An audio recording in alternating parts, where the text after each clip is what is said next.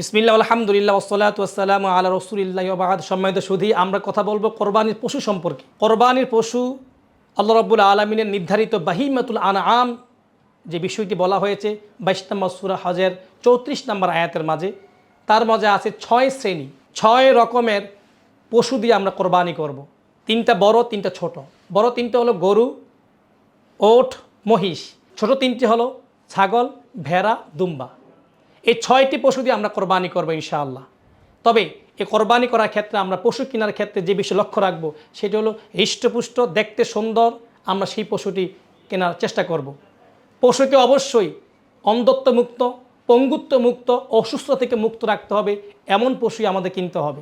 পশু কেনার সময় আমরা কখনোই প্রতারণা করব না, আমরা হাসিল আদায় করব, আমরা যিনি বিক্রেতা তাকে আমরা ঠকাবো না। যদি আমরা পশু এই শর্তে কিনি যে আমরা পশু কিনবো এখন 3 দিন 4 দিন আগে, ঈদের আগের দিন অথবা ঈদের দিন সকালে নিব, তাহলে অবশ্যই যে 3 থেকে 4 দিন সময় আছে এই 3 থেকে 4 দিনের গরুর বা পশুর ব্যয়ভারটা আমরা বিক্রেতাকে দিয়ে দিব ইনশাআল্লাহ। সম্মানিত সুধী, পশুর ক্ষেত্রে আমরা আরও কিছু বিষয় খেয়াল রাখব। ছোট যে 3টি পশু আছে ছাগল, ভেড়া, দুম্বা, এই 3টির ক্ষেত্রে আমরা একজনে কোরবানি করব। এখানে ভাগী বা অংশীদার হওয়া যাবে না। বড় যেটি আছে গরু, ওট এবং মহিষ, এই 3টির ক্ষেত্রে আমরা ভাগী বা শরিক নিতে পারবো। তবে গরুর ক্ষেত্রে আমরা ভাগী সর্বোচ্চ 7 জন নিতে পারবো, 1 থেকে 7 জন।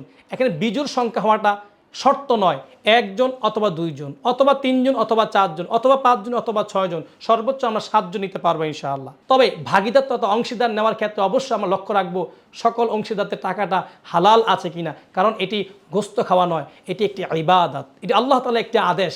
সুতরাং আমরা ইব্রাহিম আলাইহিস সালামের সুন্নতকে বাস্তবায়ন করব। আমরা তার মতো করে তিনি যেমন শর্তহীন আনুগত্য প্রকাশ করেছেন, আমরাও আমাদের অর্থকে হালাল, আমাদের নিয়তকে হালাল রেখে শর্তহীন আনুগত্য প্রকাশ করে আমরা কোরবানি করব।